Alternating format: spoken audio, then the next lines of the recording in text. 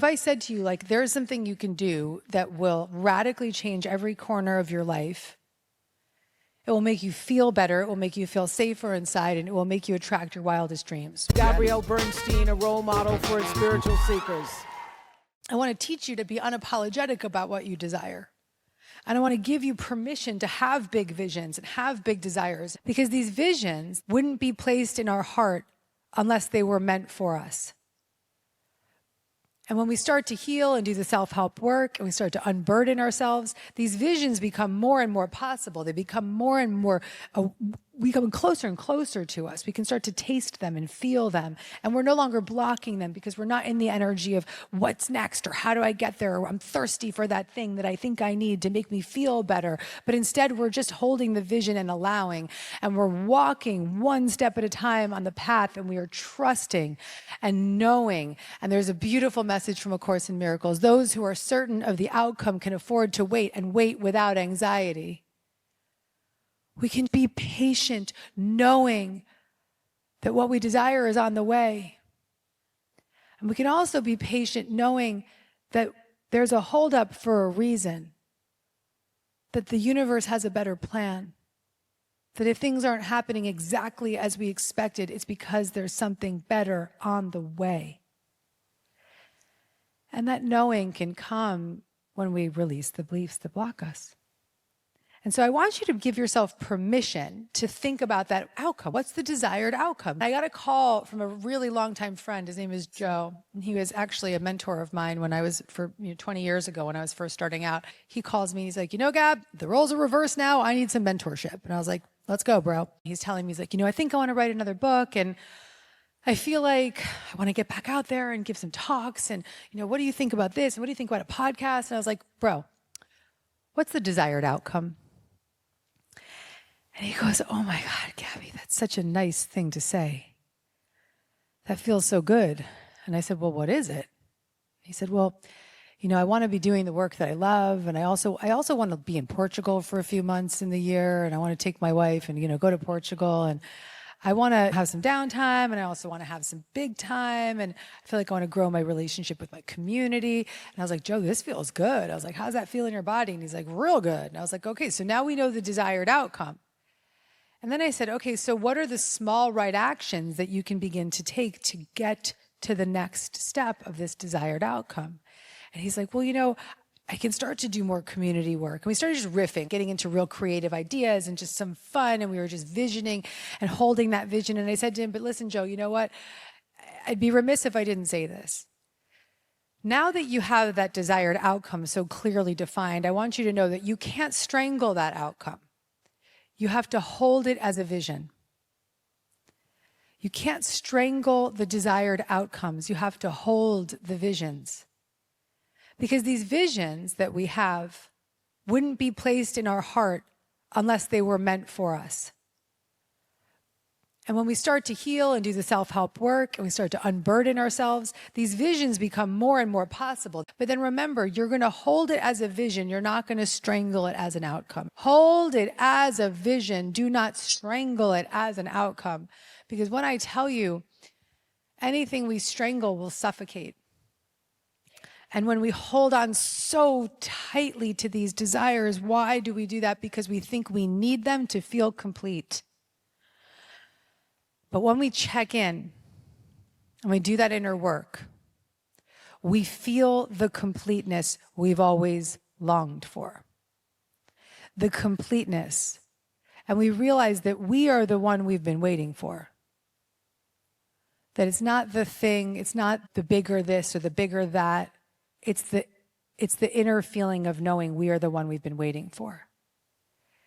How different would you be if the moments when you were triggered, you chose to turn in and become curious and compassionate and have clarity instead of judge and attack and pick up the drink. So instead of checking out and picking up the drink or picking up the drug or raging or firing off scary emails or just acting out in the ways that you really don't like and you're ashamed of later, what if instead you chose to check in? And what if you gave yourself that compassion and that clarity and that calmness instead of checking out? What if you just checked in instead? And in a few minutes, you started to feel a little bit better. And you started to notice that you were feeling a little bit of a lift inside, and you started to feel a little bit of an energy shift and a little curiosity. And then you started to feel a little bit more open and willing. And in that willingness and that openness, you opened your heart to a different way of being. And in that new way of being, you started to show up for your experiences and people differently. And you started to feel freer in your life, and that freedom started to reflect off of you, and the people that are around you started to enjoy your company more. And in that freedom, you became a bit more sexy, and in that sexiness, you started picking up new dates, and in that date, you started to feel really alive and in yourself and in your courage and in your clarity and your confidence, and boom, that date becomes a next date, and it becomes the next date, and it becomes your husband. You want to manifest? Pick up that book. That is the work, guys. No amount of positive thinking is going to undo the burdens of your past.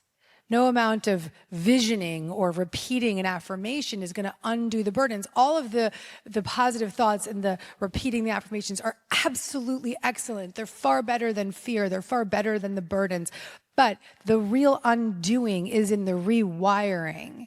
It's in the reconnecting, returning to you, returning inward to you, coming back home to the self inside of you. Your self is like an inner healer. It's like an internal parent. And that energy of self is available to you at all times. And so what happens when you start to access self more frequently is that you no longer feel alone. Like the shit hits the fan and you're like, I can check in. I don't have to check out. I can check in. Doesn't it feel good to hear me say that? So if I said to you, there is something you can do that will radically change every corner of your life, it will make you feel better, it will make you feel safer inside, and it will make you attract your wildest dreams, would you do it? We don't want to do the work, right? We don't want to have to go into the suffering. We don't want to do the self-help. We don't want to have to face our fears. We don't want to have to go into the dark corners. But the good news is you don't have to. All you have to do is just be calm and curious and connected and compassionate. And in that act of going in, you begin to let self emerge naturally. And that self energy is really magnetic. It starts to multiply. And it starts to expand. And the more you feel it, the more you want it. And the more you want it, the more you crave it. And the more you crave it, the more it becomes the energy that you embody. And then you have moments where I have all day long moments where I'm taken out. Things take me out so easily, but I know where to go. I go in. I get taken out, I go back in. I get taken out, I go back in. I get taken out, I go back in. And the more I go back in, the more I trust self. The more I go back in, the more self-forgiveness I have. The more I go back in, the more self-love I have. And in that energy of self, anything is possible, guys. Anything is possible. This is the secret. That's the secret. Do the inner work. Get in there. And don't be scared to go in there, because this is a gentle process and it's not going to require a lot of time and lots of inner awakening. It's just a simple, gentle process. And here's the good news. When you start to access self, you can start to really develop these manifesting tools in a whole new way. Everything starts to get really activated. And you can start to use some tools of visioning, and you can start to feel like, okay, you know what? I can hold a vision, and I can hold that big, big vision, and I can hold it all the way to the end, because I'm no longer misaligned with the belief of what I desire. But we have these ego beliefs. We've all got these ego beliefs, these stories that block us. We also have egos, patterns, and behaviors, right? So we've got protectors, and we've got these protectors who have these different personalities. And so there's going to be times when you have this desired outcome and you're going to want to talk about it, or you have this vision of who you think you should be and you're going to want to pretend it's you, or maybe you're someone who likes to interject in conversations. I'm just going to raise my hand right now.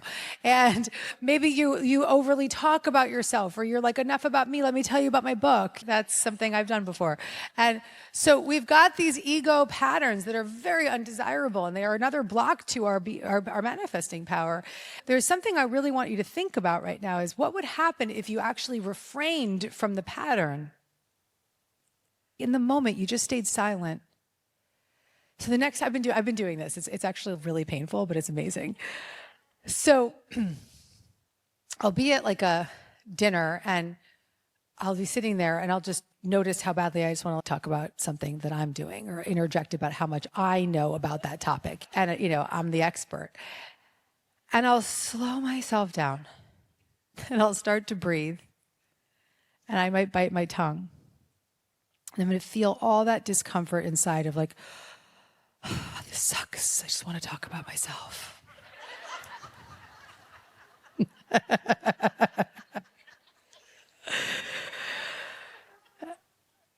And I won't. And I'll breathe. And I'll listen. And I'll learn something kind of cool about somebody else. And not only will I learn something cool about someone else, but I'll also learn something cool about myself. Which is that the coolest part of me is the part of me that just can be chill and be receptive and be cool and be in the room and just be me and just listen and not necessarily have to be the loudest voice. And so we all have different ego patterns, and I'm going to give you a little tip for shifting your energy. Give yourself some pause and witness your ego in the moment. Witness the pattern, witness the need to be seen, or maybe witness the part of you that's self-deprecating or the part of you that wants to shun yourself or play small. Just witness it. Just be in the stillness of witnessing. Oh, there it is again. I'm just going to be with it. Okay, I'm with it now. And just feel into it. And then maybe even check in with it. Maybe even excuse yourself, run to the bathroom and do like a little check-in. I'm going to choose to check in. I'm going to be curious about the feeling inside of me. I'm going to get to know it a little bit. And then I'm going to ask it with compassion, what do you need? And then I'm going to get a little bit more of that clarity. And then I'm going to ask, oh my God, I'm going to give it some breath. And then I'm going to notice I feel a little bit more calm and I feel a little bit more clear and I feel more courage. I'm going to go back out into that room and I'm going to keep my mouth shut. I'm just going to be cool. You got that? Oh, okay. Looking good. Looking good. And then the next piece here, guys, is to just recognize that our purpose here is different than we think. We come into these rooms and we're like, I want to live my purpose. I want to just fulfill my mission. And, I was holding hands with my best friend today as we were walking through Paddington.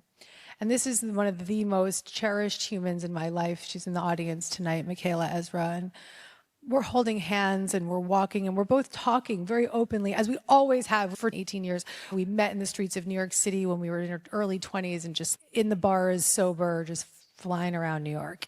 And walking the streets of New York City, just talking about self-help and talking about spirituality and just being so in it. And today we were both talking about some of our own shame moments in the last few months and just feelings of ego that were coming up for us and feelings of inadequacy that were coming up for us. And we were both vulnerably sharing that with each other. And then, just calling it out and just saying to her, I was like, this is just our ego, but we're really here for such a higher purpose, sister. We're here in the service of others. And I just held her hand and I looked at her and we just burst into tears and we just felt each other's energy. And we just, in the middle of the street, just embraced in this extraordinary love and this hug and this connection and this shared desire to be a light in the world. That was one of the most holy moments of my life today. To just be in the presence of my beloved in this energy of our purpose. And in the witnessing of the blocks and in the forgiveness of those blocks, because we know the true meaning of why we're here.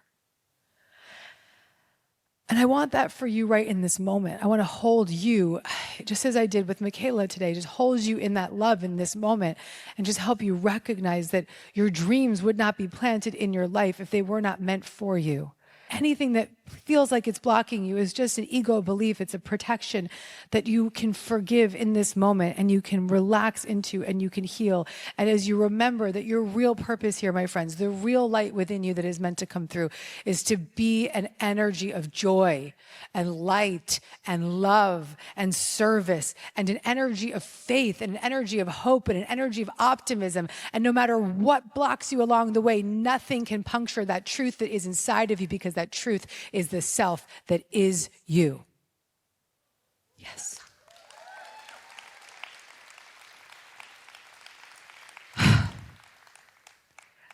So I want you to take that with you. I want you to hold that in your heart right now. And then I want you to open your mind to just trusting that the universe is guiding you. You are always being guided. You're always being guided, even when you don't realize it. Even when you don't realize it. You know, I woke up the other day and I was stuck in this ego story that I was talking to Michaela about. And I was just sort of in it. And then I said, you know what, universe? Show me a sign that I am on the right path and that I am living my truth. Just show me my sign. My sign is always a blue butterfly. And then I started cleaning out my handbag from the night before, and I'd been at Michaela's, and I started cleaning out my handbag, and she'd given me something that night. She said, oh, Gab, there's these papers that someone gave you in Sydney last year, and they gave them to her because they couldn't find me, and then she took them home with her, and now she was a year later unpacking because she moved house, and she had these papers, and she handed them to me. And so I picked up the papers out of my bag, and the first page is a circle of blue butterflies. And it says both of my son's name, my son Oliver, who's with us, and my son Owen, who I had to release, who is my spirit guide. And the blue butterflies. And there's more blue butterflies. And there's more blue butterflies on the last page, blue butterflies. And she writes at the end of this, as I read this passage, and it was the exact message that I needed. Beautiful Gabby, I want to finish with this. Each and every day when you walk this earth, remember, please remember, that you were put here on this earth for a reason, to be a beacon of light and to help others navigate their way through their journey by leading by example. You are a true inspiration, and this world is extremely lucky to have you in it. That was the exact message that I needed in that moment. I needed that message. I needed that reminder. I needed to be reminded that I was on the right path, and I asked the universe, and 5 minutes later, it gave me the butterflies and the message. It literally, the universe wrote me the letter.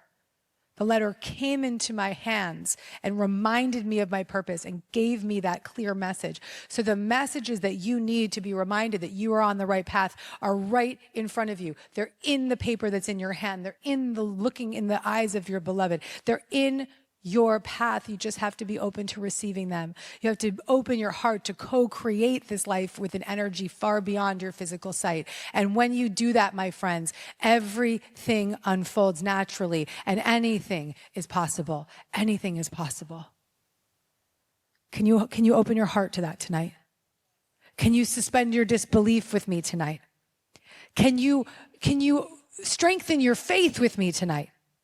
A little louder, Sydney. Yes. Yes. You came here for a reason. You got your butt into this seat for a reason. This beautiful theater filled with your beautiful light. And you came here to open your heart to something new. You came here to see through the different lens, to open up your infinite possibilities in your mind. And that's what we're here to do. So thank you for going on this beautiful journey with me. Thank you. Thank you. If you like this video and you want to get more Gabby, check out the next one right over here.